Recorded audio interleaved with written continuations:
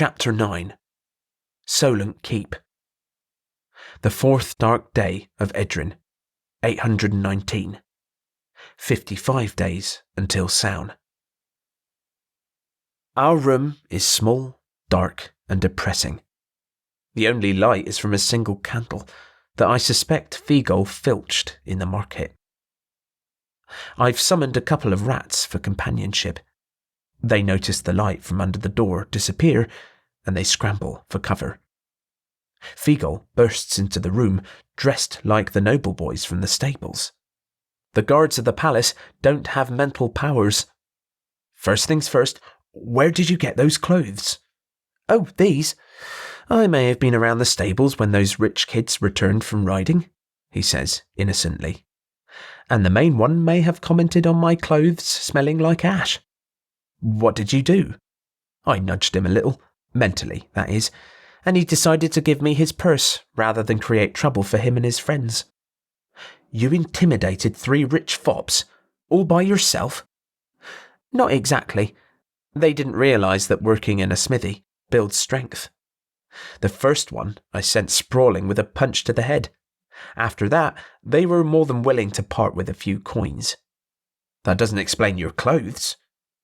I didn't want to keep wearing my old woolen clothes. Most people here wear linen, and if he sends guards out looking for me, that was smart. After I got proper attire, I entered the keep. What? I just acted like a rich noble's son and no one tried to stop me. Why didn't you get me nobleman's clothes as well? Well, uncle, I didn't think you could pull it off. So I got you this. It's a slave's tunic. He pulls out a smock made with ratty linen fibres. He raises a hand to keep me from lashing out. Before you say anything, this will allow you to walk about the city unnoticed. I hold the garment at arm's length.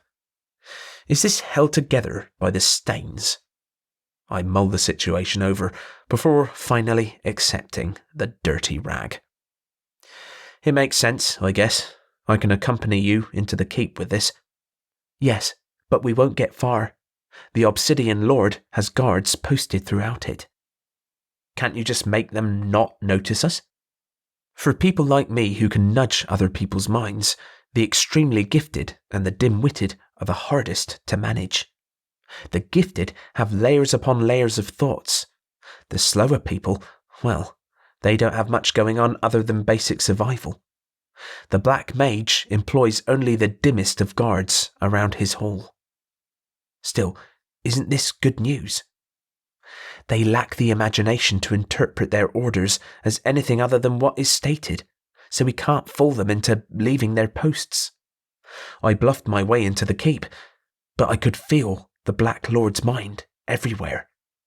I've never encountered such power. If I use my skills, he'd notice me. Damn. We need to find a way inside.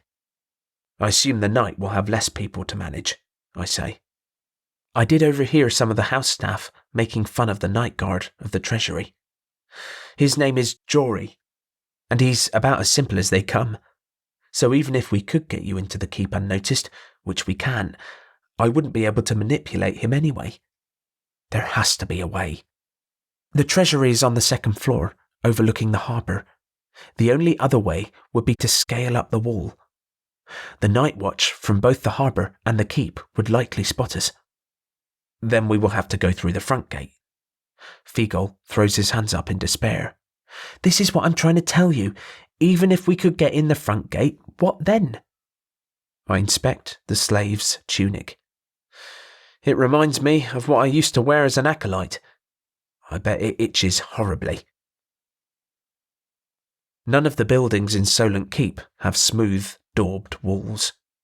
They all have harsh, square corners and are made of wood or stone. The paths are covered in gravel and trampled down by the thousands of residents. Even one simple weed would be a welcome sight in this barren place. The southern end of the city comes to a point, with the River Itchen on the east meeting the River Test on the west, before rolling into the southern sea. The wharf sits at the southernmost tip, A crowded fish market reeking of decay is next to it. The people are packed so tight, it makes me wonder how half of them don't get elbowed into the water. An empty plaza stretches out from the docks, enclosed by huge storage houses to the east and the dark, threatening keep to the west. A white stoned building with high walls forms the final barrier. It's the temple for some Sorim god. Not content to displace honest Prytani, now they seek to supplant our gods as well. What god is pleased by such an ugly building? Despite the bright white stonework, the temple is even more uninviting than the keep. Staring down onto the square is a disapproving stone-faced god. He's bracketed by a ship and a dye pot, for whatever that is supposed to symbolise. A long tunnel beneath the stern god is made with more white brick, but it remains forever cast in shadow. It is more fitting as a portal to the underworld of Duvnus than to a living god of the land. A humorless man sits next to the entrance. I watch as a shopkeeper approaches and pays the man for admittance to the temple. This is what happens when merchants start a religion. Desperation hangs in the air, as heavily as the stench of dead fish and salt air. Poor Ancasta. Her river Itchen is polluted by these heathens and sellswords. I take out my bone knife and cut my hand, letting my blood spill into her waters as a sacrifice. Men are scuttling about as a new ship is coming into port. Thick ropes are thrown over the ship's hull to the huge iron rings on the dock. Gangs of slaves slowly pull the ship closer. "You, slave, come here and help my men," a barrel-chested man yells. I continue my walk away from the oppressive noise. A meaty hand wrenches my left shoulder and spins me around. "I said to go and help my men," he sputters. "I am not your slave." "You are a slave, and that means you do what free men tell you to do." He grabs the back of my neck and propels me toward the wharf. I face him, defiant. "I am not yours to command. Get over there and help my men, or I'll see you flogged for your insolence." I hold my ground, defiant. With a roar, he takes out his mace and rushes me. I lean forward, hands on knees, and wait for his approach. He holds his club out wide, winding up his blow. I launch myself upward, hitting his chin with my head. His head snaps back and his mace goes sailing off behind me. I kick the inside of his knee and hear a satisfactory pop. He crumples to the ground, holding his useless leg. In one precise moment, I kick the side of his head, knocking him unconscious. It's better than he deserved. Now he's unaware of his pain. All goes silent, save the lapping of gentle river waves and the calls of seabirds. I turn slowly toward the docks and into the faces of stunned slaves and dock workers alike. "Get him!" Pandemonium ensues. A few slaves dare to cheer me on as dozens of men flock toward me. The east end of the square is full of large warehouses. Several men give chase, but I am able to lose them after a couple of random turns. By the smell of it, I'm near the latrines. I slip into a narrow alley. It curves gradually to the right before it reaches a dead end. With nothing but closed doors and puddles from emptied chamber pots, I'm concerned. The shouts of the guards announce the beginning of an organized search. I close my eyes and transform into my emaciated tan-colored dog. "Fan out. We're not stopping until we find that slave." I plop down against the door and give my best look of quiet desperation. The door opens inward, causing me to roll onto my back. Getting to my feet at once, I scurry out of the doorway before turning back at the owner. He's as surprised as I am. Leaning against the opposite wall, I give him my biggest, saddest eyes. He goes down on one knee and beckons me to him. "Here, puppy." The guileless man produces a small piece of bread. I slowly make my way to him, stopping and starting several times. I let his kind voice coax me toward him. Finally, I gingerly extend my neck and accept the offered breakfast. "You're new around here, aren't you?" He scratches behind my ears, and I enjoy it, despite myself. "You look worse than Crichton did, but that is not a worry. Jory is here now to take care of you." My ears perk up. I can't help myself. "What's got your attention now? I better give you some more bread before you decide to run off." He offers me more and pats me solidly on my ribs. Doesn't he know that it's hard to swallow when the wind is being knocked out of you? "Jory is here now. Don't worry." A simple man named Jory. Surely Ancaster is repaying my homage to her. I lean into Jory's legs and lift my half-closed eyes toward his face. My tongue flops out of the side of my mouth. "That's a good boy. You could be mistaken for a half-starved cur, if not for that silly grin. I'll call you Buddy, since you'll make a good one. I have no doubt." He holds more bread just out of reach. "Follow me, Buddy, and let's meet Crichton." Stale bread is all Jory has. I can't help but feel guilty as I accept a sizable portion of the man's meal. He leads me inside his ramshackle one-room home. I catch Crichton's scent, and I know immediately that he is old and frail. His life is likely measured in days. There are no other people or animals in the room, and barely any possessions.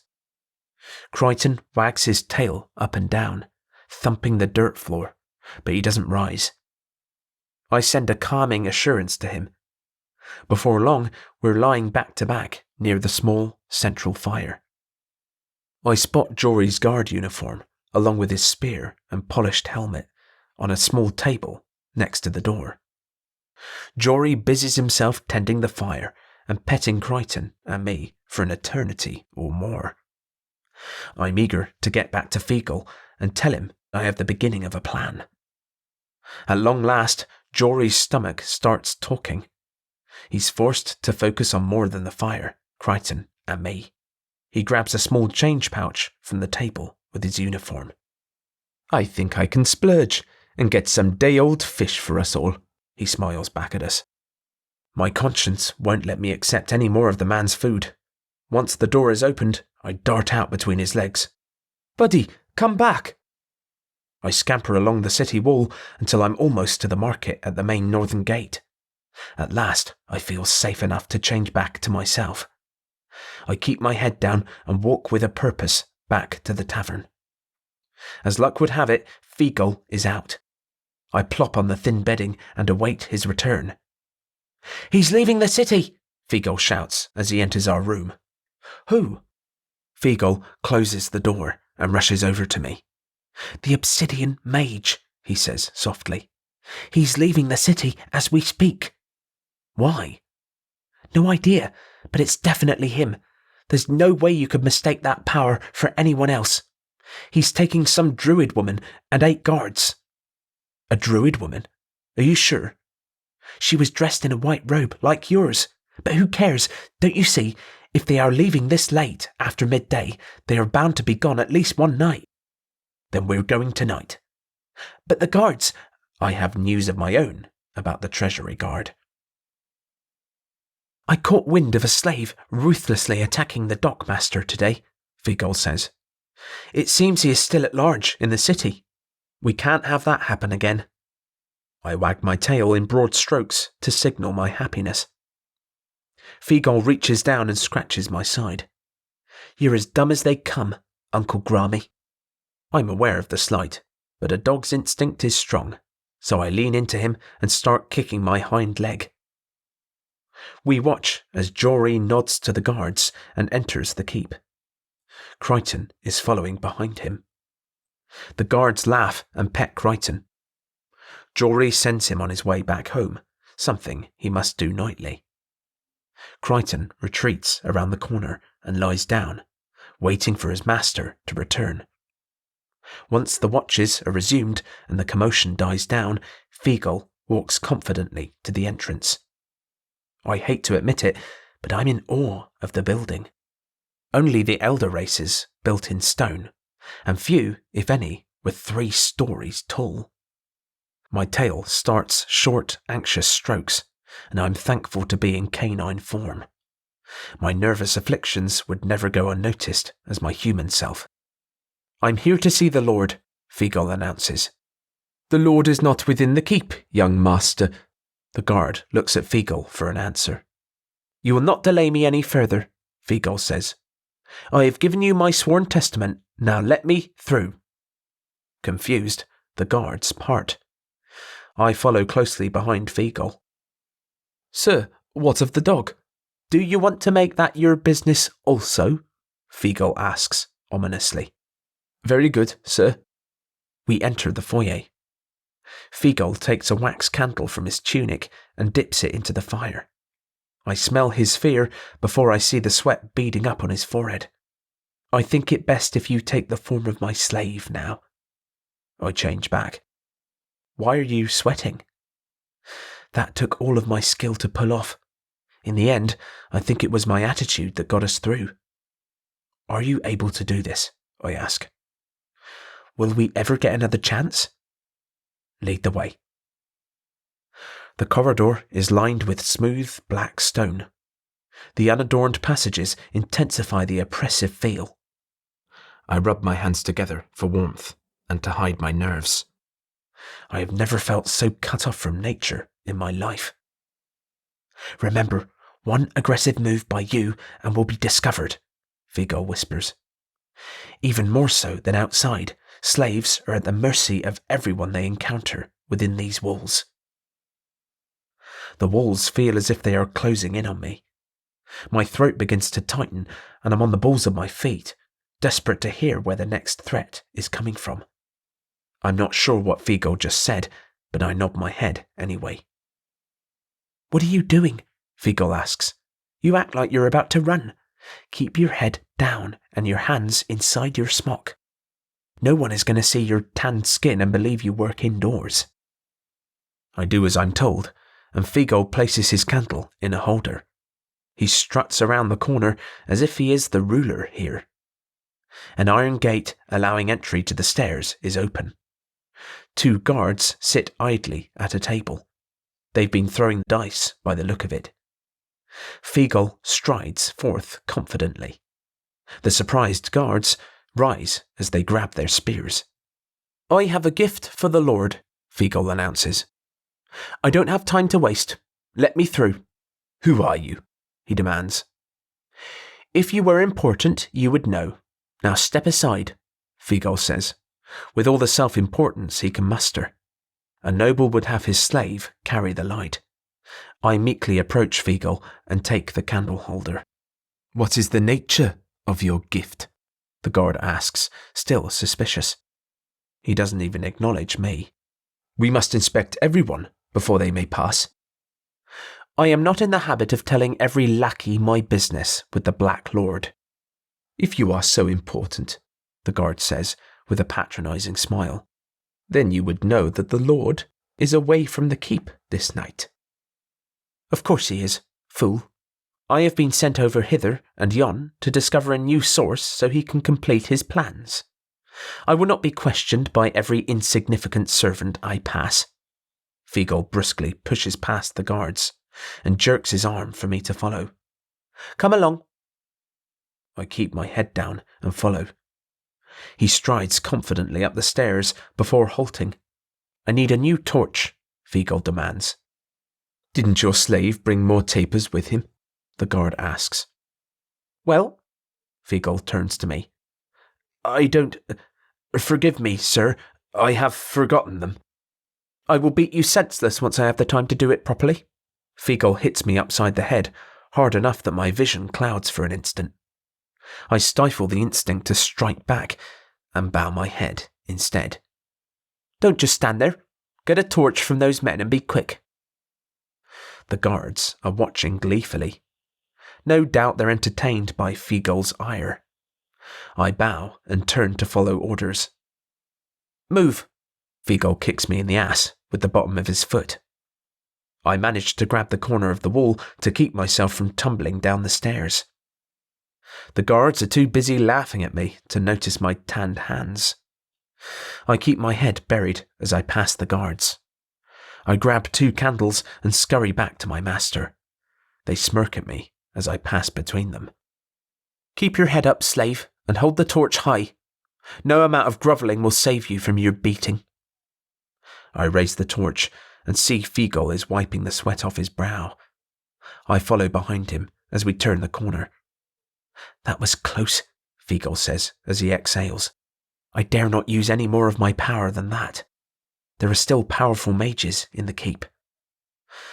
"Do you plan on beating me more tonight?" "Sorry, Uncle Grami. I wasn't sure I could fake a blow." I let it go. "Do you need to rest?" I ask. "No, there should only be one other guard between us and the treasury." "I'll take care of Jory. Are you sure you know where we are?" "I was able to read several guards' minds yesterday, and it seems that this level spirals to the right from the stairs and has 4 large rooms, each the size of my parents' house. At the end of the hall are stairs going up to the 3rd floor. The first room is the jail, and the last is the treasury." "The other 2? "The second is the armory. None of the guards I came across have ever entered the 3rd room." "What's on the 3rd floor?" "The Black Lord's private rooms, I would guess." "Right, let's avoid those at all costs." There are reed torches on either end of the prison cell. The prisoners lie motionless as we pass. "It's as if they're dead," I say under my breath. We hurry past the cell. Fiegel stations himself at the corner and peers into the next corridor. He silently waves me on. The room at the centre of the corridor has a thick oak door with the Obsidian Lord's insignia carved in the centre. A single all-seeing eye floats above 2 crossed spears. We stop to try the armory door. It's locked. Good. Locked doors mean no chance of a surprise. We advance around the spiral corridor to the next door. "We're going to have to leave the torch here, or else Jory will see us coming," I say. Fiegel nods.